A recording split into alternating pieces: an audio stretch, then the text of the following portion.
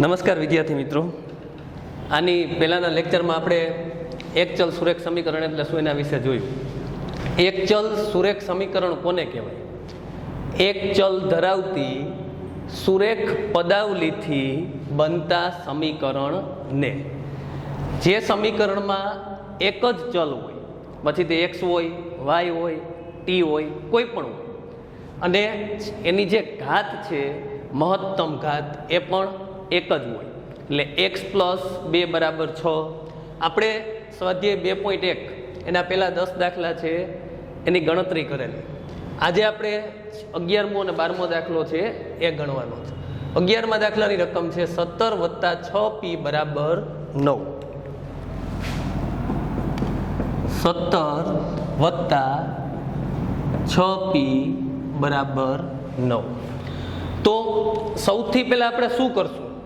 આપણે આ જે ચલ પી છે એની કિંમત મેળવવાની છે, એવી કિંમત કે જે આ સમીકરણનું સમાધાન કરે. એટલે પીની કિંમત મૂકતા જ ડાબી બાજુ અને જમણી બાજુ બંનેનો જવાબ કેવો મળે? આપણને સમાન મળે. તો સૌથી પહેલાં આપણે શું કરશું? ડાબી બાજુથી આપણે 17 દૂર કરવા છે. તો અહીં 17 કેવા છે? પ્લસ છે. એટલે આપણે શું લખશું? બંને બાજુથી 17 બાદ કરતા. આપણે ડાબી બાજુમાંથી અને જમણી બાજુમાંથી 17 બાદ કરીએ. 17 + 6p - 17 = 9 - 17. હવે ડાબી બાજુ +17 ને -17 એ કટ થઈ જશે. જમણી બાજુ 9 માંથી 17 બાદ કરવાના છે. 9 પ્લસ છે, 17 માઇનસ છે. તો જ્યારે બે સંખ્યાની નિશાની જુદી જુદી હોય ત્યારે હંમેશા બાદબાકી થાય, અને મોટા પદની નિશાની આવે. મોટું પદ હોય કે મોટી સંખ્યા હોય, તો અહીં 17 મોટા છે, 17 માંથી આપણે 9 બાદ કરીએ તો 8 મળશે, પણ કેવા? -8. 6p = -8. હવે શું કરશું? તો કે આપણે પીની કિંમત મેળવવી છે. આ બાજુ 6p છે, તો આપણે 6 વડે ભાગીએ. બંને બાજુ 6 વડે ભાગતા. હવે ખાસ ધ્યાન આપો, આ તો આપણે અહીં આ રીતે લખીએ છીએ, પણ તમને જો ખ્યાલ આવી જાય તો તમે સીધા જે 6 ગુણાકારમાં છે એ ડાબી બાજુ છે, એને જમણી બાજુ લઈ જાઓ તો એ ક્યાં? ભાગાકારમાં જશે. પ્લસ હોય માઇનસ થઈ જાય, માઇનસ હોય પ્લસ થાય, ગુણાકારમાં હોય ભાગાકારમાં જાય, ભાગાકારમાં હોય ગુણાકારમાં જાય, એટલે અંશ છેદમાં જાય, છેદ અંશમાં જાય. જ્યારે આપણે બાજુ છે એ બદલાવીએ ત્યારે તો અહીં 6p બરાબર -8 છે. આપણે શું લખેલું છે? બંને બાજુ 6 વડે ભાગતા. 6p ના છેદમાં 6 -8 ના છેદમાં 6. પણ તમને જો ખ્યાલ આવી ગયો હોય તો તમે p બરાબર -8 એના છેદમાં 6 લખી શકો, કારણ કે અહીં અંશમાં છે, બરાબરની બીજી બાજુ એ છેદમાં જશે. 6 કટ થઈ જશે. p બરાબર -8 ના છેદમાં 6. હજી 8 ને 6 એના છેદ ઉડે છે, એમાં કોઈ સામાન્ય અવયવ છે. 4 2 8, 3 2 6, 2 2 કટ થઈ જશે. શું મળશે આપણને? -4 ના છેદમાં 3. આ આપણા સમીકરણનો ઉકેલ છે. આપણે ચકાસી પણ શકીએ કે તમારો જે જવાબ છે એ સાચો છે કે ખોટો. શું કરવાનું છે આપણે? તો કે જે સુરેખ સમીકરણ આપણે આપેલું છે એમાં પીની કિંમત મૂકવાની. -4 ના છેદમાં 3 અહીં આપણે મૂકીએ તો શું મળશે આપણને? 4 6 24, -24 થશે, એના છેદમાં 3 એટલે -8. 17 માંથી 8 બાદ કરીએ એટલે 9 મળે. તો આપણો જે જવાબ છે એ સાચો છે, કારણ કે અહીં જે પીની કિંમત મળેલી છે સમીકરણમાં મૂકવામાં આવે તો ડાબી બાજુ અને જમણી બાજુ સમાન મળે છે, એટલે સમીકરણનું સમાધાન થાય છે. પણ જો તમારો જવાબ કદાચ ખોટો હોય, ગણતરીમાં કોઈ ભૂલ હોય, તો પીની જે કિંમત છે એ તમે ડાબી બાજુ મૂકશો તો ડાબી બાજુ જમણી બાજુ બરાબર મળશે નહીં. એટલે આપણે જે ઉકેલ મળેલો છે એની ચકાસણી પણ કરી શકીએ. અહીં p બરાબર -4 ના છેદમાં 3 છે, અને સમીકરણમાં મૂકવામાં આવે તો ડાબી બાજુ અને જમણી બાજુ એ સમાન મળે છે. ખાસ ધ્યાન આપજો, આની પહેલાંના લેક્ચરમાં મેં તમને કીધું હતું પદાવલી અને સમીકરણમાં મોટો તફાવત શું છે? તો કે પદાવલીમાં જે બરાબરની નિશાની, આ જે છે x + 2 એ પદાવલી છે, પણ x + 2 = 1 આ સમીકરણ છે. ખાસ ધ્યાન રાખજો, આ સુરેખ પદાવલી છે, આ સુરેખ સમીકરણ છે. જે સમતા બરાબરની નિશાની છે એ સમીકરણમાં આવે છે. એટલે આપણને જે જવાબ મળે છે એ જવાબ સાચો છે કે ખોટો એની ચકાસણી પણ આપણે જાતે જ કરી શકીએ છીએ. p બરાબર કેટલા મળ્યા? -4 ના છેદમાં 3 તમે ડાયરેક્ટ પણ કરી શકો, તમને જો ખ્યાલ આવી ગયો હોય તો 17 છે એ પ્લસ છે, જમણી બાજુ જાય તો એ માઇનસ થઈ જશે, 9માંથી 17 બાદ કરો -8 એના છેદમાં 6, એ રીતે પણ તમે ગણતરી કરી શકો.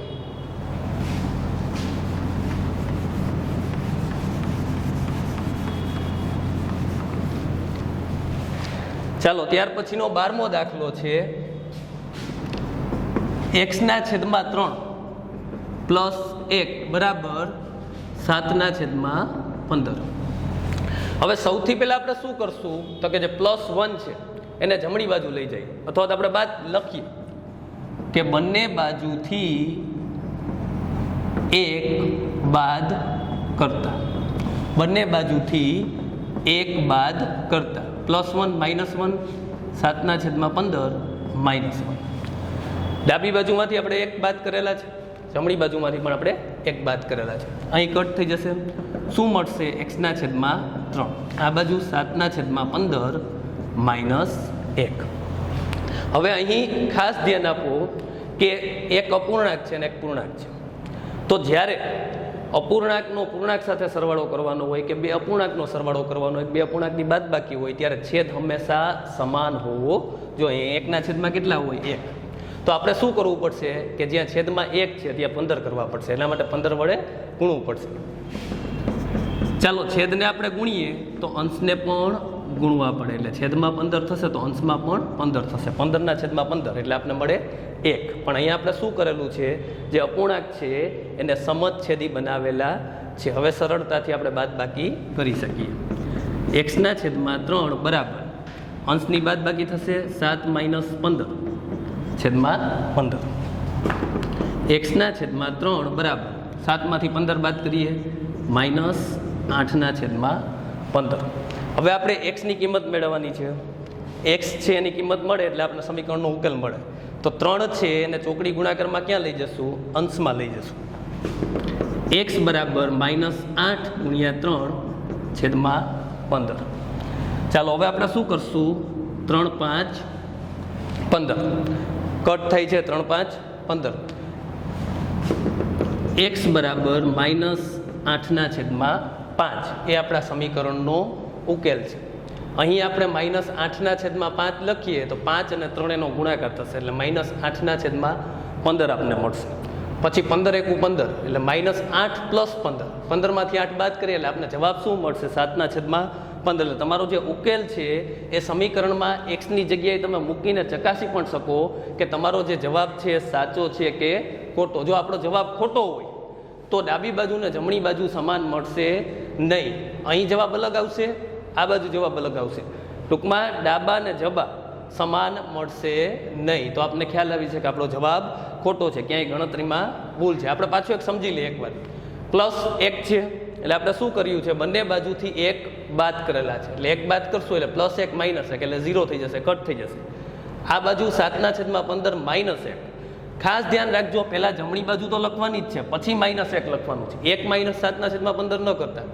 અહીંયા તમે આ રીતે પણ લખી શકો, 15 × 15 એટલે 7 - 15. આપણે એ જ કરેલું છે પણ એક સ્ટેપ વધારેલું છે, તમને ખ્યાલ આવે એ રીતે.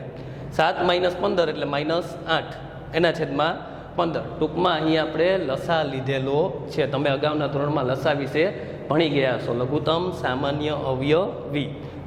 7/15 -1 એટલે -8/15 આવે એનું સાદુરૂપ. ત્યાર પછી આપણે શું કરેલું છે? x મેળવવા માટે 3 જે છેદમાં હતા એને ચોકડી ગુણાકારમાં ક્યાંય અંશમાં આવશે. ડાબી બાજુ છે છેદમાં છે, જમણી બાજુ ક્યાં જશે? અંશમાં. 3 5 15 -8/5 એ આપણે મૂકીએ એટલે આપણને જવાબ પણ મળી જાય. આપણે x ની જગ્યાએ -8/5 મૂકીએ તો એના છેદમાં 3 છે અને +1 એટલે આ 3 એની સાથે ગુણાઈ જશે, કારણ કે આ ભાગાકાર છે. એટલે 3 છે ગુણાકારમાં જશે ત્યારે શું થશે? 1/3 થઈ જશે. -8/15 + 1 -8 + 15/15 7/15. જવાબ આપને મળી ગયું જમણી બાજુ. એટલે આપણો જે ઉકેલ છે કેવો છે? સાચો. જો ઉકેલ ખોટો હોય તો ડાબી બાજુ ને જમણી બાજુ સમાન મળશે નહીં. ચાલો અહીં આપણું સ્વાધ્યાય 2.1 છે એ પૂરું થાય છે.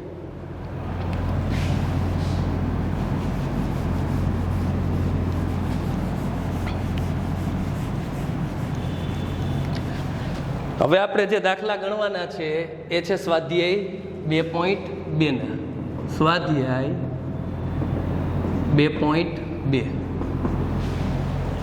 હવે પેલા ધ્યાનથી સમજજો, અહીં આપણને સમીકરણ આપેલું નથી.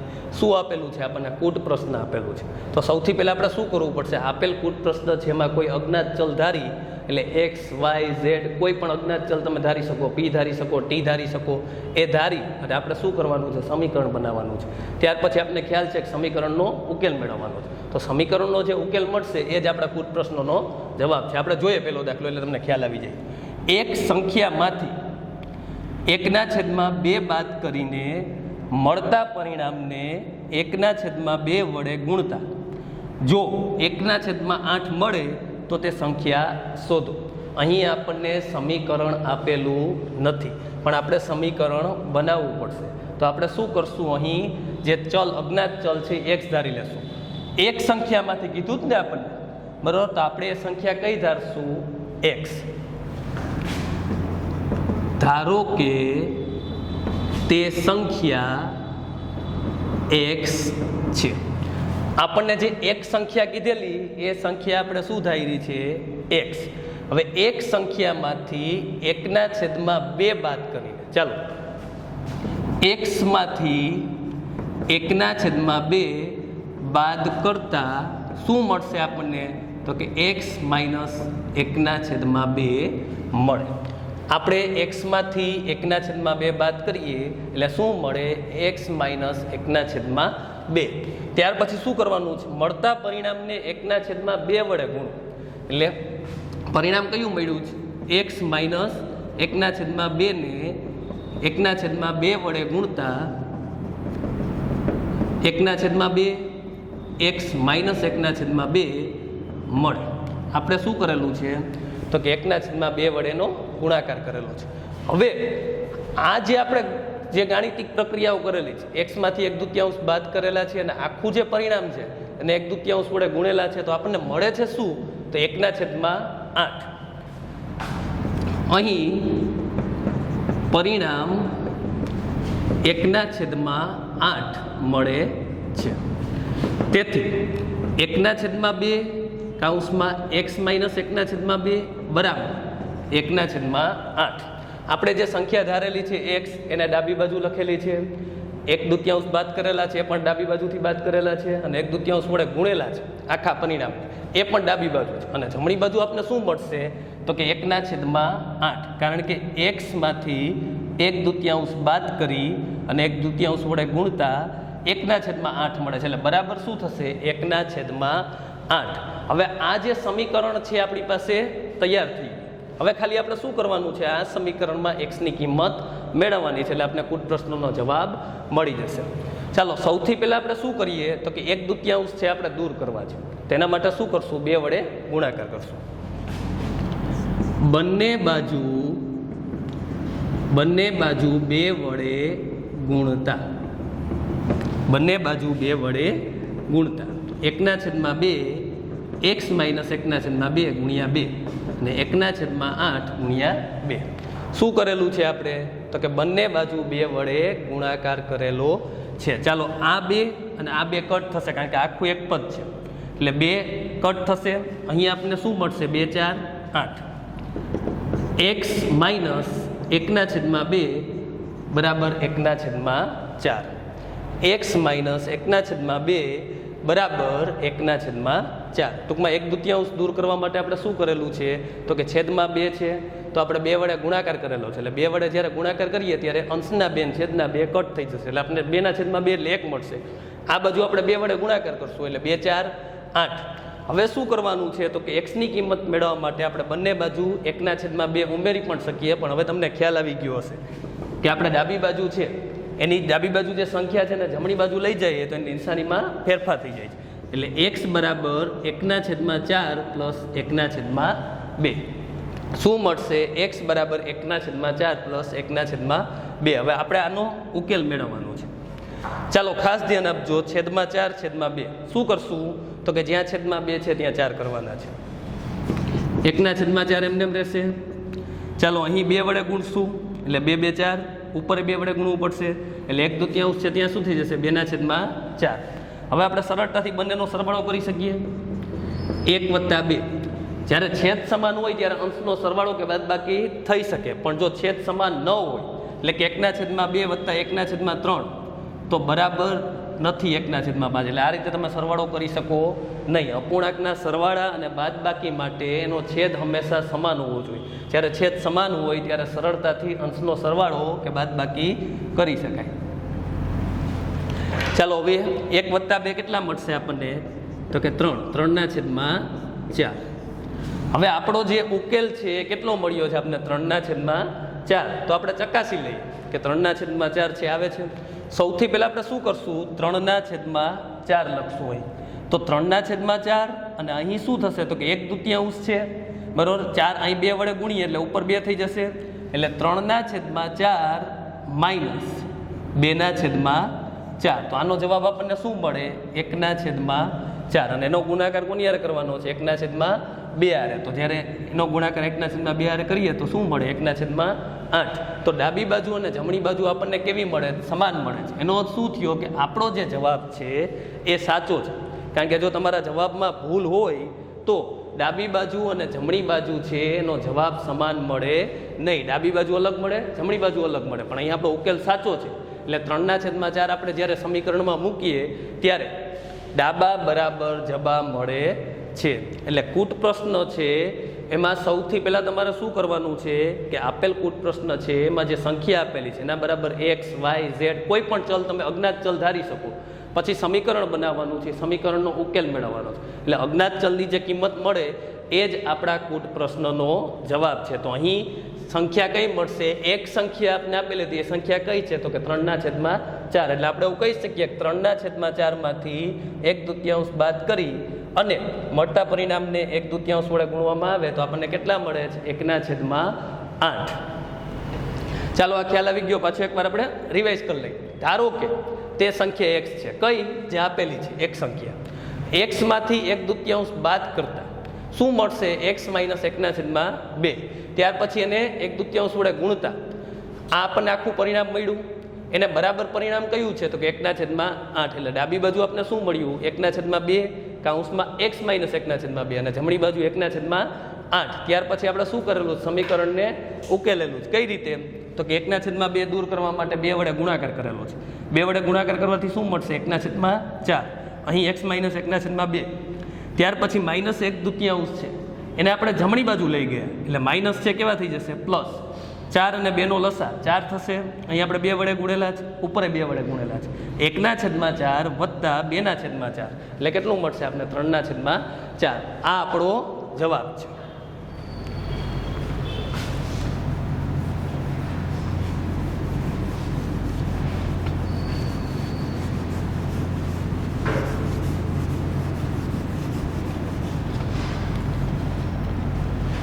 ચાલો ત્યાર પછી બીજો દાખલો છે એના વિશે જોઈએ. પહેલાં કૂટ પ્રશ્નને વ્યવસ્થિત રીતે સમજી લઈ. જો તમને કૂટ પ્રશ્ન સમજાઈ જશે તો સમીકરણ પણ સરળતાથી બની શકશે. એક લંબચોરસ સ્વિમિંગ પુલની પરિમિતિ 154 મીટર છે. આપણને કોઈ એક સ્વિમિંગ પુલ છે જે લંબચોરસ આકારનો છે અને એની પરિમિતિ કેટલી આપેલી છે? 154 મીટર. જો તેની લંબાઈ તેની પહોળાઈના બમણાથી 2 વધારે હોય તો સ્વિમિંગ પુલની લંબાઈ અને પહોળાઈ શોધો. હવે ખાસ ધ્યાન આપજો. સૌથી પહેલાં તો આપણે શું કરશું? તો કે લંબાઈ છે એની પહોળાઈના બમણાથી એટલે આપણે પહોળાઈ બરાબર શું ધારી લેશું? x. પહોળાઈ બરાબર આપણે x ધારશું તો લંબાઈ આપોઆપ આપણને મળી જશે. ધારો કે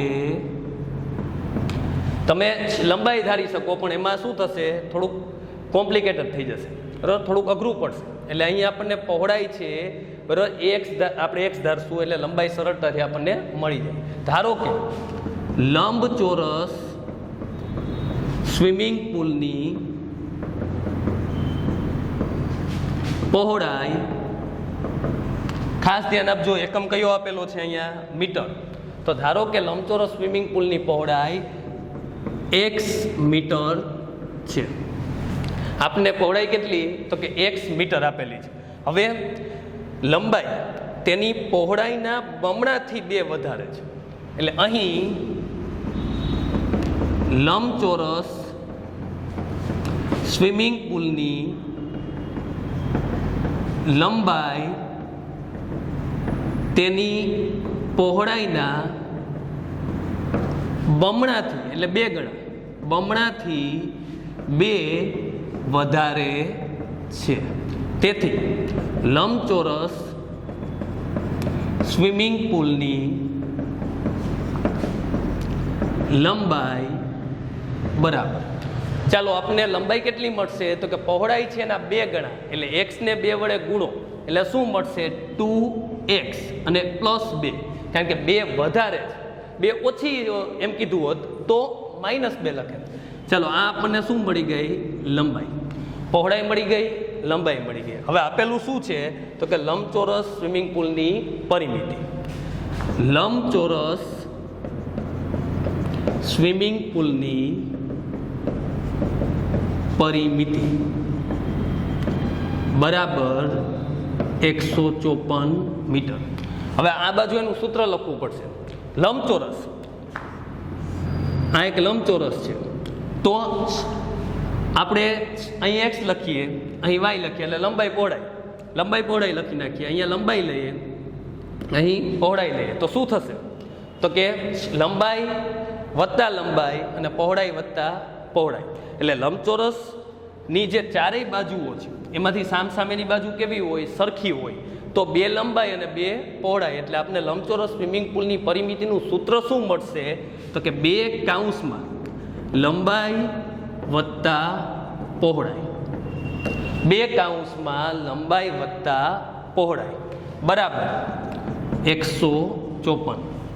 લંબાઈ કેટલી લખશું આપણે તો કે 2x વત્તા 2 2x વત્તા 2 અને પહોળાઈ તો કે x બરાબર 154. ચાલો અહીં આપણે 2 વડે ભાગાકાર પણ કરી શકીએ પણ હવે તમને ખ્યાલ આવી ગયો હશે એટલે આ જે 2 ગુણાકારમાં છે એને જમણી બાજુ લઈ જાઉં છું એટલે ક્યાં જશે તો કે અહીં અંશમાં છે જમણી બાજુ ક્યાં જશે છેદમાં અને કાઉંસ છે એમાં હું શું કરીશ તો કે જે સજાતીય પદો છે એટલે x વાળા 2 પદ છે 2x અને x તો એ બેનો સરવાળો થશે સહગુણકનો સરવાળો થશે. આ બાજુ x નો સહગુણક 2 છે અહીં x નો સહગુણક 1 છે એટલે 2 વત્તા 1 એટલે 3 એટલે કાઉંસમાં થશે 3x વત્તા 2 કાઉંસમાં શું મળશે આપણે 3x વત્તા 2. હવે આપણે કાઉંસ કરવાની જરૂર નથી. 3x વત્તા 2 બરાબર 154/2. આપણે 154 અડધા કરવાના છે એટલે 2 વડે એનો ભાગાકાર કરવાનો છે. 3x વત્તા 2 બરાબર 77. ચાલો હું લખતો નથી +2 છે બરાબરની બીજી સાઈડ જશે બરાબર એટલે શું મળશે આપણને +2 માઇનસ થઈ જશે 77 માંથી 2 બાદ 75. ચાલો હવે 3x બરાબર 75 છે તો x બરાબર કેટલા મળે 75/3 25 3 75 એટલે x બરાબર શું મળશે આપણને 25 મીટર. હવે x આપણે શું ધારેલું હતું પહોળાઈ એટલે પહોળાઈ કેટલી મળે છે 25 મીટર. તેથી લંબચોરસ સ્વિમિંગ પુલની પહોળાઈ 25 મીટર મળે. હવે લંબાઈ લંબચોરસ સ્વિમિંગ પુલની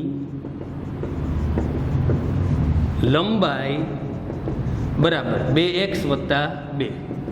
ચાલો x ની જગ્યાએ આપણે 25 લખીએ કારણ કે આપણે 25 મળેલા છે.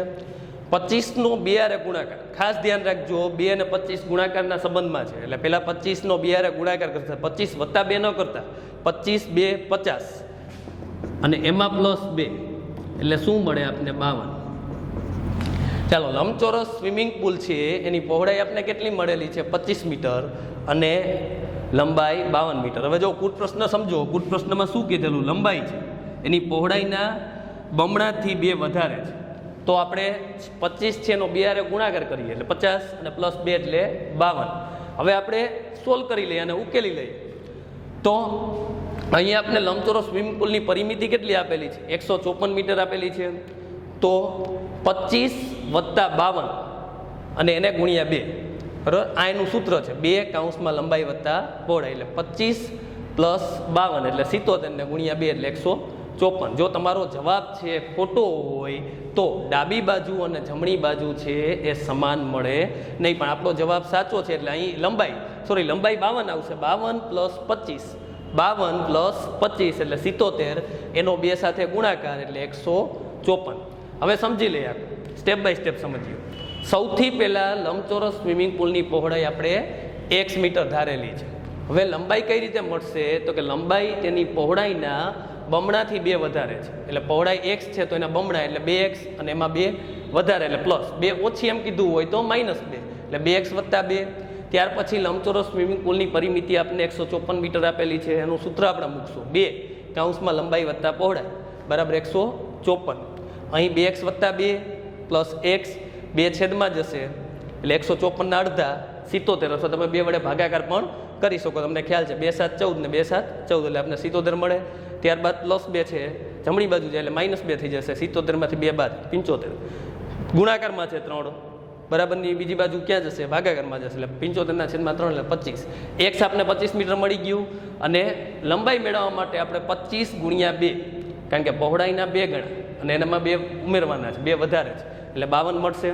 ચાલો અહીં આપણને બંને જવાબ મળી ગયા. લંબચોરસ સ્વિમિંગ પુલની લંબાઈ આપણને મળે છે 52 અને પહોળાઈ મળે છે 25. અહીં લંબાઈ છે એ પહોળાઈના 2 ગણાથી 2 વધારે છે, એટલે તમને જે જવાબ મળેલો હોય એ જવાબ છે સમીકરણમાં મૂકી અને તમે ચકાસી શકો કે તમારો જવાબ સાચો છે કે ખોટો. ખાસ ધ્યાન આપજો. હવે એના પછીનો ત્રીજો દાખલો છે, સ્વમદી બાજુ ત્રિકોણવાળો છે.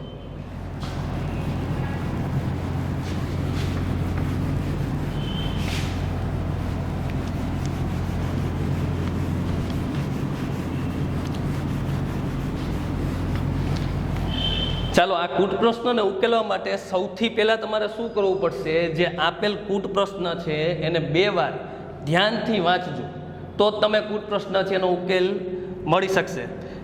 અહીં આપણે ત્રીજો ક્વેશ્ચન જોઈએ. એક સમદ્વિબાજુ ત્રિકોણના પાયાનું માપ 4/3 સેમી છે. હવે સમદ્વિબાજુ ત્રિકોણ એટલે કેવું કે જે ત્રિકોણની 2 બાજુ કેવી હોય સમાન, સમ દ્વિ એટલે 2, જે ત્રિકોણની 2 બાજુઓ સમાન હોય તેવા ત્રિકોણને સમદ્વિબાજુ, અને જે ત્રિકોણની 3 બાજુ સરખી હોય એને સમબાજુ કહેવાય. તો અહીંયા આપણને સમદ્વિબાજુ ત્રિકોણ આપેલું છે, એમાં પાયાનું માપ આપેલું છે, પણ જે સમાન બાજુ હોય એનું માપ આપેલું નથી. અને બીજું શું આપેલું છે, પરિમિતિ. તો પરિમિતિ એટલે શું થશે તો કે જે ત્રિકોણ આપેલો છે એની 3 બાજુનો સરવાળો. તો અહીંયા આપણને એક બાજુ જ આપેલી છે એટલે પાયો આપેલો છે, બાકી જે સરખી બાજુ છે એ આપેલી નથી. તો એના બરાબર આપણે શું ધારવું પડશે, x ધારવું પડશે. અને પરિમિતિ આપેલી છે એટલે સરળતાથી આપણે સમીકરણ બનાવી શકીએ અને એને ઉકેલી શકીએ. આનો જવાબ પણ આપણે મળી જાય. ચાલો, સૌથી પહેલાં આપણે શું કરશું તો કે સમદ્વિબાજુ ત્રિકોણના પાયાનું માપ આપને આપેલું છે, એટલે સરખી બાજુ છે એનું માપ આપણે શું ધારી લઈએ, x. ધારો કે સમદ્વિબાજુ ત્રિકોણની 2 સરખી બાજુઓનું માપ, અહીંયા આપણને એકમ સેમી આપેલું છે, x સેમી છે. સમદ્વિબાજુ ત્રિકોણના પાયાનું માપ કેટલું આપેલું, 4/3 સેમી. હવે આપણે લખશું, હવે સમદ્વિબાજુ ત્રિકોણની પરિમિતિ બરાબર શું થશે તો કે 2 સરખી બાજુઓના માપ પ્લસ પાયાનું માપ. 2 સરખી બાજુ એટલે કુલ 3 બાજુ છે, એમાં 2 સરખી બાજુ એટલે આપને શું મળે, x + x. ભૂલ ન કરતા, અથવા તમે કોઈ એક ત્રિકોણ અહીં ધારી લ્યો તો પણ ચાલે. ધારો કે આપણે એમ ધારી લઈએ કે સમદ્વિબાજુ ત્રિકોણ છે ABC છે, તો આપણે સરળતાથી AB + BC + AC લખી શકીએ. એ રીતે પણ તમે દાખલો ગણી શકો, અથવા ત્રિકોણની ત્રણેય બાજુનો, એટલે આપણે સમદ્વિબાજુ ત્રિકોણ એબીસી લઈને પણ કરી શકીએ, એબીસી ધારી લઈએ. હવે અહીં સમદ્વિબાજુ ત્રિકોણની પરિમિતિ કેટલી આપેલી છે? 4.2/15. એ મિશ્ર અપૂર્ણાંક છે, એને અપૂર્ણાંકમાં ફેરવવું પડશે. 15 4 60 + 2 એટલે 62/15. સમદ્વિબાજુ ત્રિકોણની પરિમિતિ બરાબર 62/15. 62/15 આપણે કેવી રીતે મળેલા છે? 15 4 60 + 2 એટલે 62/15. હવે આ બાજુ આપણે શું લખશું? બે સમાન બાજુ x + x અને પાયાનું માપ કેટલું આપણે આપેલું છે? 4/3 બરાબર 62/15. x + x 2x + 4/3 બરાબર 62/15. 2x બરાબર 62/15 માઇનસ 4/3. હવે આપણે શું કરશું? તો કે 3 છે ત્યાં 5 વડે ગુણશું, કારણ બંને સમય સંખ્યા છે, બંને અપૂર્ણાંક છે, ને અપૂર્ણાંકના સરવાળા અને બાદબાકી માટે અપૂર્ણાંકનો છેદ કેવો હોવો જોઈએ? સમાન હોવો જોઈએ. તો અહીં છેદમાં 15 છે, પણ અહીં 3 છે, એટલે બાદબાકી થશે નહીં. સૌથી પહેલાં આપણે શું કરવું પડશે? જ્યાં 3 છે ત્યાં 15 કરવા પડશે, એટલે 5 વડે એનો ગુણાકાર 5 વડે ગુણાકાર કરવો પડશે. તો છેદમાં આપણે ગુણીએ તો અંશમાં પણ આપણે ગુણાકાર કરવો પડે, એટલે 5 3 15 ને 5 4 20. 2x બરાબર 62 - 20/15. 2x બરાબર 62માંથી આપણે 20 બાદ કરીએ 42/15. તમે અહીં પણ કટ કરી શકો, પણ આપણે શું કરશું? 2 ને છેદમાં જવા દઈશું. 42 અને છેદમાં 15 ગુણ્યા 2. x બરાબર 21/15. હજી આનું અતિ સંક્ષિપ્ત રૂપ આપને મળે છે. અહીં 3 7 21, 3 5 15, 3 3 કટ. x બરાબર 7/5. ચાલો હવે આપણે ચકાસી લઈએ કે આપણો જવાબ સાચો છે કે ખોટો. આ આપણને બંને સમાન બાજુની જ લંબાઈ મળેલી છે. હવે ત્રણેયનો આપણે સરવાળો કરીએ તો 7/5 + 7/5 + 4/3. હવે 7 + 7 એટલે 14/5 અને 4/3. હવે આવા સરવાળા આપણે અગાઉ કરેલા છે, બે સમય સંખ્યા છે. અહીં આપણે 3 વડે ગુણશું, અહીં 5 વડે ગુણશું, એટલે આપણે શું મળશે? 3 5 15, 14 3 42, 5 3 15 અને 5 4 20, અને બેનો સરવાળો કરીએ એટલે 62/15. અને 62/15 છે એને આપણે મિશ્ર અપૂર્ણાંકમાં ફેરવીએ એટલે 15 4 60 અને +2 એટલે 4.2/15. તો આપણે આપણો જવાબ ચકાસી પણ લીધો છે. આપણો જવાબ કેવો છે? સાચો છે. તો આપણને જે સમાન બાજુઓ છે એની લંબાઈ કેટલી મળેલી છે? તો કે 7/5. તો આપણે 3 કૂટ પ્રશ્નો છે એનો ઉકેલ મેળવેલો છે. હવે પછીના વિડીયોમાં આપણે બાકીના જે કૂટ પ્રશ્નો છે એનો ઉકેલ મેળવશું અને સારી રીતે એને સમજવાનો પ્રયત્ન કરીશું. Thank you.